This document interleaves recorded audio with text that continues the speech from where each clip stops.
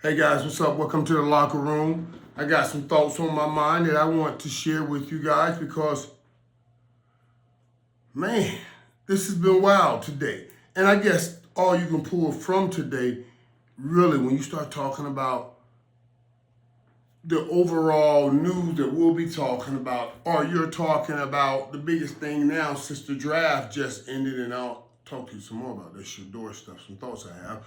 But it's really now going into the great, almost the second round. The only team that has already won the series, which is OKC, they are sitting home. They won yesterday. They're sitting home waiting for their next opponent. But today, this thing is in trouble. The only thing made me see and settle in my pain of losing Luka is the big picture, the macro picture.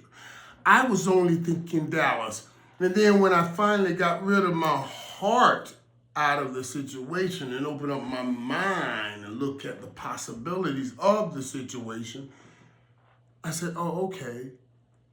I see what it is. Okay.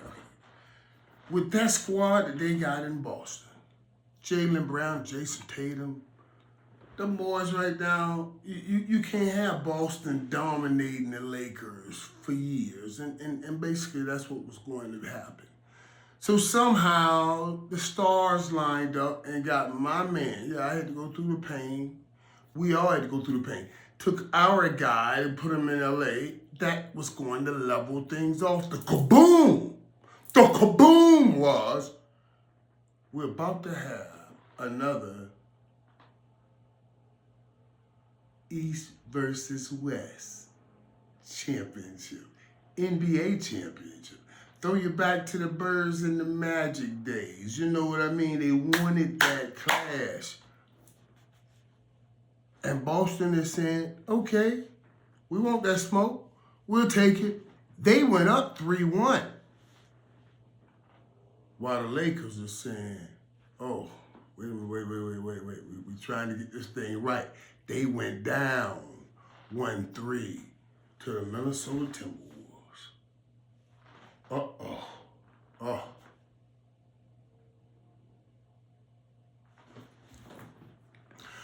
I don't believe it. Though most people, I've heard a lot of people say, well, the Lakers got to win. You know, guys on the show, they got to win and get out of this first round to really make that Luka trade anything. I don't buy into any of that. That Luka on his own. If they didn't even make the playoffs, still the Luka thing was a good thing because they still have to keep playing basketball after this year and that thing.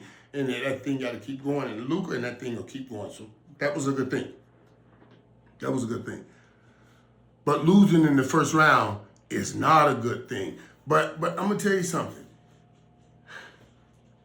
The key pull I'm pulling from all of that, man, when you watch now and you've seen his growth, I can see Michael Jordan. I can see Michael Jordan in AE now. Now that he's controlling the ball all the time, he has the ball. His just phenomenal athleticism. Athleticism is phenomenal. You can see what people are talking about, man, when you talk about that dude right there possibly being, the next Jordan. And speaking of things, another things, because that, and the Lakers went down 1-3. Let me complete this. And the Lakers go down 1-3, so that's going to be huge. But he's emerging. See, when you lose one, you're going to grab another. Because now, and I told you guys, this dude loves that battle. He loves that battle. He wants to try to take the mantle for being the baddest man in the NBA. He doesn't run from it. He was battling LeBron today. I thought he was going to jump out and have a fight. Stop, drop, and roll on this thing. I really did. One time LeBron dove for the ball, landed on his ankle. He was hurt. I mean, they were going at it. I mean, literally, like Frazier and Ali in there swinging. I was like, wow.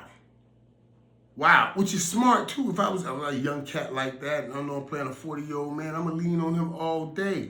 But you better be ready because that's going to make you tired too. Yeah, that thing's serious.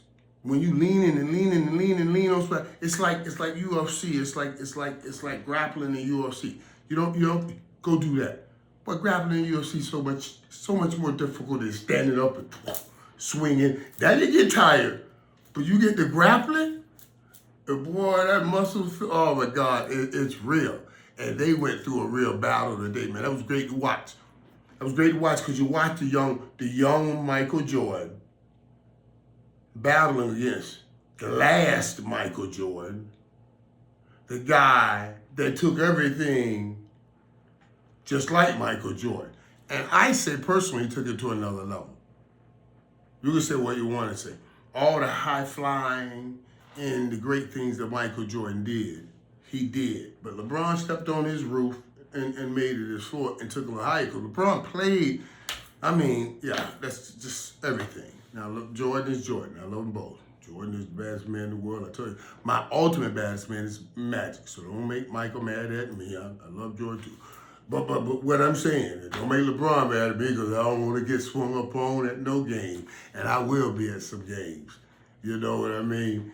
I will be at some games. Almost coming up on me talking about that noise.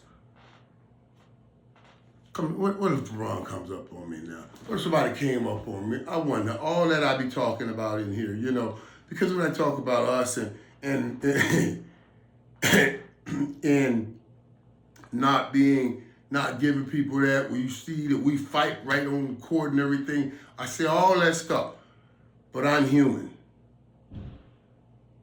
And man, you catch any human in the wrong mind or in the wrong place at the wrong time, and emotions can get the best of them.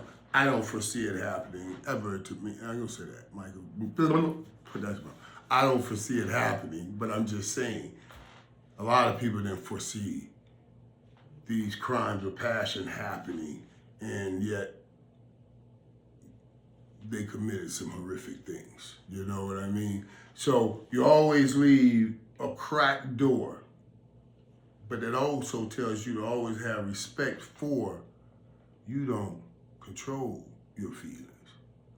You are sometimes held hostage by your emotions, and you have to make sure at all times, man, especially any situation that gets me above a 7 on a 1 to 10 scale,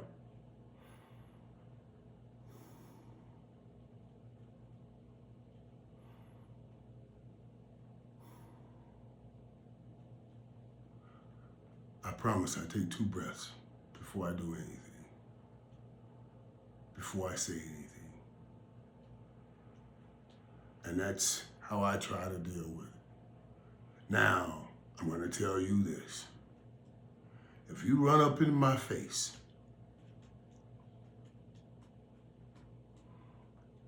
and you are in kind of funny way with me and you see me take that 1 breath and don't say anything, and you see me take that 2 breaths and don't say anything, it's good time to depart the moment. Because if you get me to 3 or 4 breaths, that's going to be a different thing. You see what I'm saying?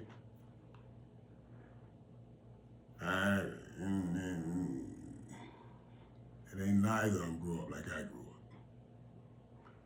And that's for real. And I'm the one that talks about, stop talking about that, let's move towards where we're going. Not always bringing up yesterday about where we grew up, that kind of thing. But I just put that out there. I don't know why I put it out there, but I put it out there. I do know why I put it out there. Because OKC is saying no. We are going to be the hack in the NBA's master plan to bring East versus West again. We are going to hack into that system. And right now, it looks pretty good for that hack. Wow. That's a little basketball over here in the locker room because I've been waiting to talk to you guys about basketball, man. But we've been having so much news and so much talk about the draft, and then it really got crazy because of Shador. So, yeah. But now basketball is great because now we're going into that second series. Well, you know, most we'll be going to that second series real soon. And if it's not going to be the Lakers, if they're out in this first series, watch what I'm telling you.